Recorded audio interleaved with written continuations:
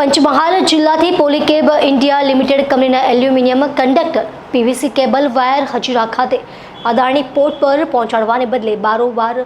સગેવગે કરી છેતરપિંડીના ગુનામાં 3 મહિનાથી ફરાર આરોપીને હજીરા પોલીસે ઝડપી પાડી આગળની કાર્યવાહી હાથ ધરી છે। ઔદ્યોગિક એકમ હજીરા વિસ્તારમાં અદાણી પોર્ટ પર રોજ માલવાહક જહાજોની અવરજવર થતી હોય છે અને અદાણી પોર્ટથી દેશના વિવિધ રાજ્યોમાં માલ સામાનની ડિલિવરી થતી હોય છે। પંચમહાલ જિલ્લાથી પોલીકેબ ઇન્ડિયા લિમિટેડ કંપનીના એલ્યુમિનિયમ કંડક્ટર